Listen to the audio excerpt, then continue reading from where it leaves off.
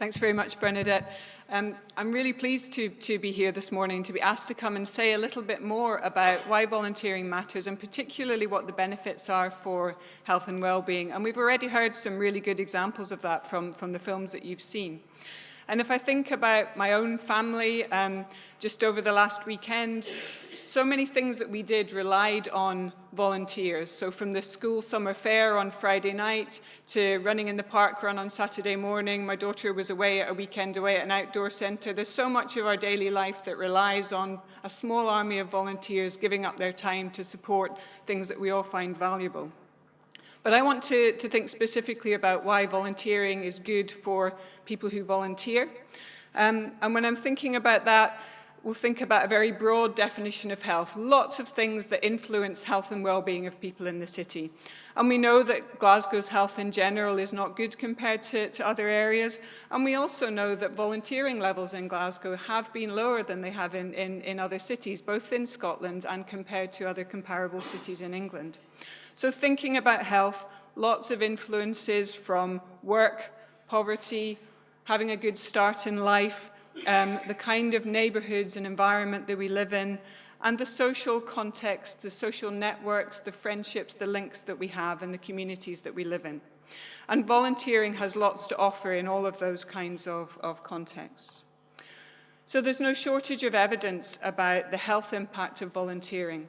And some large-scale systematic reviews have suggested benefits around life satisfaction, reduced depression, increased well-being, and some links to lower mortality and death rates.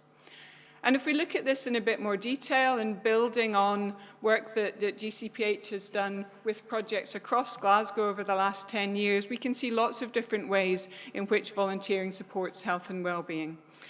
Around skills and employability, sense of meaning and purpose, social networks, and restorative participation, which I'll say a bit more about.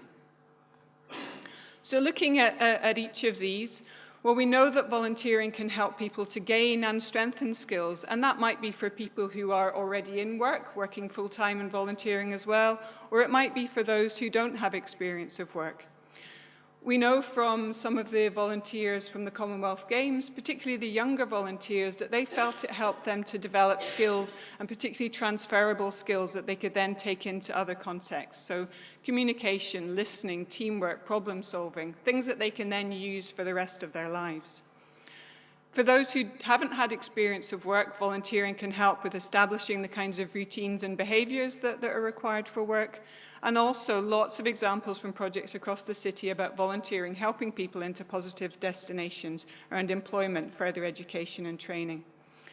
And sometimes that's very specific. These quotes come from a range of projects that we've worked with, and also from a project called Right Here, Right Now, where we asked about 150 people about their experiences of living in the city, and they talked about volunteering. So sometimes people are looking for a very specific skill or qualification through volunteering. People saying things like, I can put that experience on my CV. It helps me know that I can do many things and that I'm a very useful person. There's also lots of evidence about volunteering helping people to have a meaning and purpose, and we know that that's really important for health. So having a day-to-day meaning, something to do, but also feeling that you're worthwhile. So volunteering, helping people to think that they're contributing to society in meaningful and rewarding ways, to give a sense of purpose and structure, and also to demonstrate people's worth to themselves and to their wider community. So people saying things like, I really enjoy it, gives me a sense of purpose, makes me value my own good health and lifestyle. It lets me use skills, learn new things and help others, and gives me my own thing. This idea of social networks has already been touched on, and we increasingly are aware of how important social networks are, both immediate family and support networks and also the wider contacts that we have in our communities. And volunteering has real demonstrable benefits around developing and broadening networks, about helping to overcome isolation, which we know is a growing problem, developing positive friendships and relationships. And also with perhaps more formal structures, things like time banking, volunteering can help with developing the networks of support which underpin healthy communities. So people saying things like, I get to socialize, meet new people, as well as gaining new skills and experience. For some, it's something to do, meeting different people. And some projects take it a little bit further. So volunteering is not just about coming in and giving something to other people, but using volunteering as a way of participating in projects as a route to overcoming health difficulties. Lots of good examples across the city, people learning practical skills like woodworking projects, working with nature, gardening, conservation projects, where that's about developing capacities and capabilities rather than just being the recipient of a service. And that can help people to overcome multiple challenges and complex difficulties, to build self-esteem and confidence and belief in ability to change. So again, a quote from a volunteer, gives me a sense of achievement, makes me feel like I'm a valued part of society. So the building blocks that people need to move on to other things.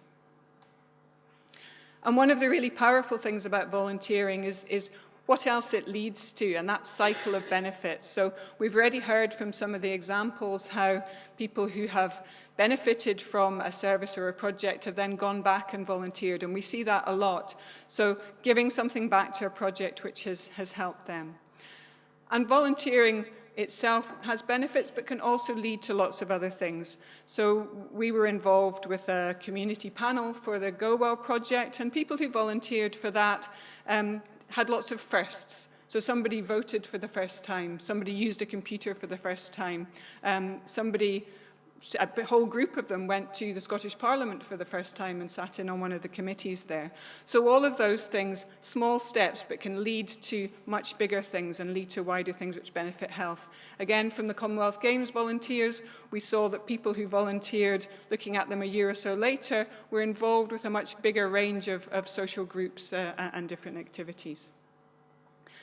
And it can also have benefits for colleagues, and again, we heard some of that in the video there. So people saying that the working with volunteers just brings a different perspective, it can bring a challenge, and also be inspiring. So some quotes there about wanting to help somebody else to feel better, nice to give something back, and from staff members that the positive energy and enthusiasm from volunteers is really inspiring. So we've talked a lot about volunteering. I think the only other thing I'd say is that a lot of people don't consider themselves to be volunteers. They like the terms helping out or supporting, and maybe that's sometimes a bit of a fear that volunteering is a formal commitment or something that you're tied into.